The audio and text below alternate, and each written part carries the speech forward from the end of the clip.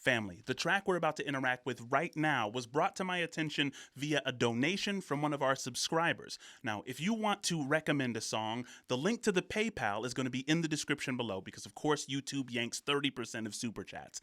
Guys, I appreciate, as always, your open, curious attention. Back to the video. Precious by Big Push. Please cook. Today your face became a silhouette,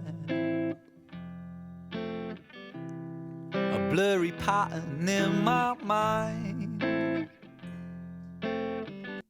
Imagine remembering the day that someone important to you, like you start losing. I don't know, that immediately struck me, right?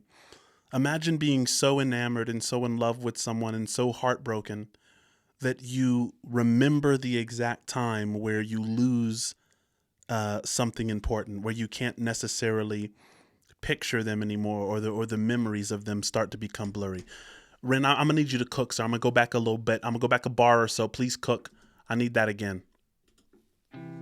Today your face became a silhouette, Wow. a blurry pattern in my mind. Unwanted amnesia, they say that things get easier, but I miss you all the time. Unwanted amnesia. They say that things get easier. And when they say things get easier, they're talking about the amnesia, aren't they? They're saying, oh, look, with time, this person will just, they'll start to fade and you'll start to lose track. What's fascinating is that he says in the beginning, today your face became a silhouette, right? It's like, I'm starting to lose track of who you were and of the memories, and you're becoming this blurry pattern. But then he says, people say that that's what healing is. Healing is when, that person, just with time, you start to lose track. New things become salient. But Rin is saying that that's a part of the ache. That's a part of the heartbreak itself.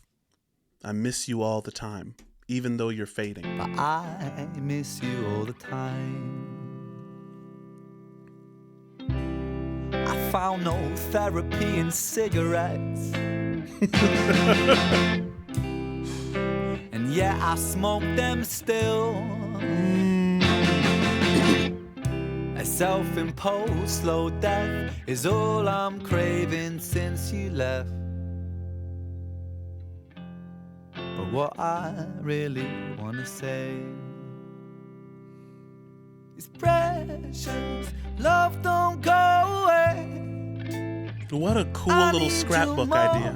Than I have the heart to say. I don't know how or why, but I would die a broken man without you, my precious love don't go away. I hope this little scrapbook really exists, but I think it might be AI. I don't know. But what I say, I smoke them still. Nothing seems to help. A self-imposed slow death is all I'm craving since you left. But what I really want to say is precious, love don't go away. I need you more than I have the heart to say. I miss you more than I have the heart to say. Please cook, sir. You don't have the heart to say it because, once you say it, then it's real, right? Once you say it, once it goes out of your mouth and into your own ears, you have to deal with the fact that you lost something real. And sometimes we love to just compartmentalize that fact. We like to kind of demonize and say, okay, and that's, if you want things to heal faster, right? If you want to have a toxic relationship with your healing journey, then that's what you do, right? You think about all the negative things and then you can have an escape. Maybe I didn't lose something that good. Oh, she was always this and that. And a lot of times your friends help you with that. You know, when you tell your friends you've lost someone, they always bring up the bad parts about her, right? Oh, she was this and she was that, and there's better fish in the sea, that whole thing, right? But when you can admit, I need you more than I have the heart to say, right? Because when you say it, then you realize that you've lost something devastating. Need you more than I have the heart to say. I don't know how or why, but I would die a broken man without you, my precious love. Don't go away, don't go away. Give a penny to the celebrant. Eyes are covered. What a cool and unique video. I love the way they did this. Eyes are covered by the veil. A wooden box goes down and all we have lies in the ground. And who said that love prevails? Precious love, don't go away. I need you more than I have the heart to say. I don't know how or why, but I would die a broken man without you, my precious love. Don't go away, don't go away. Interesting. That last "don't go away," you kind of see the God and man, when that old artwork where, God and man kind of lose track of one another, and, they're almost touching, but there's kind of this chasm, which can't be breached by either side. And, that's kind of what this song has been about to me, that "don't go away." And, what's fascinating is, this "don't go away." This is not pleading for the relationship not to end. It's been over for a while. Remember, the song started with, I just lost your memory, right? You're only a silhouette now. You're a blurry pattern in my mind. And so he's crying out for that not to go away. He wants to hold on to the memory. The relationship is long gone. I mean, if he was still in touch with the beloved, then the pattern would still be fresh. So that's kind of what's interesting about this song, is it's not pleading to a lover who is present not to go away. It's pleading for the memory to stop degrading, right? Let me know what you feel about that. And am I wrong? Am I right? Let me tell me. Don't go away.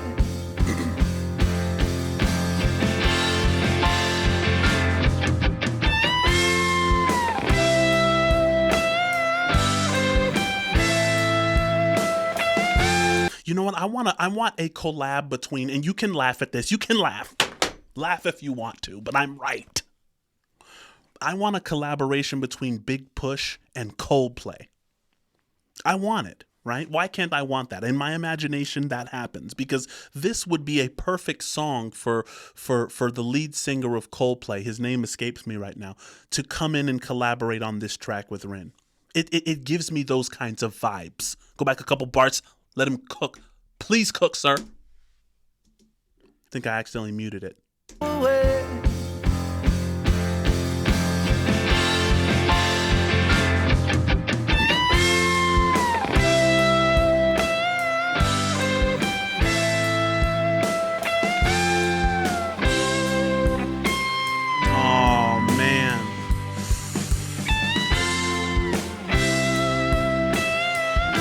Guys, did you see that? This is one of the coolest and most thoughtful music videos I've ever seen, and it's very simple. And the thing is, I said that I thought it was AI before, and I'm coming to the realization that it probably wasn't, because I still see the dirt.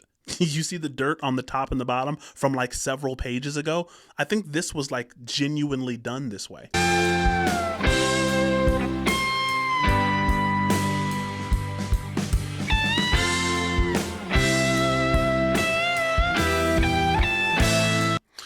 Guys, one of the things that I think, and I'm sorry, I know I'm pausing it a lot, but this is just causing me a lot of, overwhelming thoughts. When you lose someone, that for a long time, it doesn't matter. I mean, maybe it's a relationship with a brother or sister, just someone you've known for a really long time. And especially if it's a romantic interest, like a wife, if it's like a divorce, something like that, the pain is that you know yourself better as a result of your interaction, right? Like look back right here. Hold on.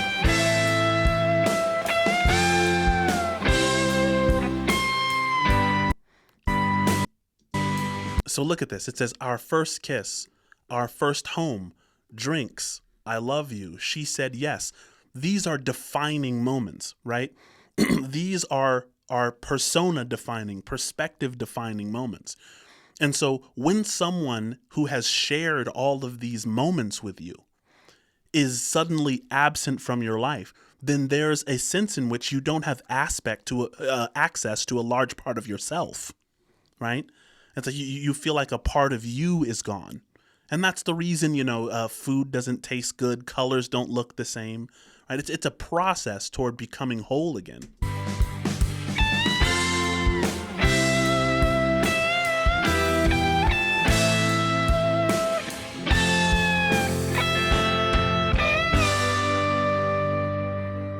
Wow. Today your face became a silhouette.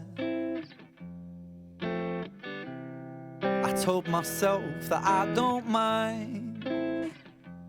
You see that? He says, I told myself that I don't mind. I don't mind is written over and over and over and over and over and over again. Almost like when you have to write on the chalkboard when you're in trouble at school. It's like write it over and over and over and over and over again so that you stop behaving as if, so that you stop behaving in the opposite way. Write it over and over again. So it's like, I don't want that to be lost on us. That I don't mind is written like 20 different times to remind yourself to kind of, it's almost like forcing yourself to heal. I told myself that I don't mind, but words like that won't help, 'cause you can't tell lies to yourself. Right. 'Cause I miss you all the time.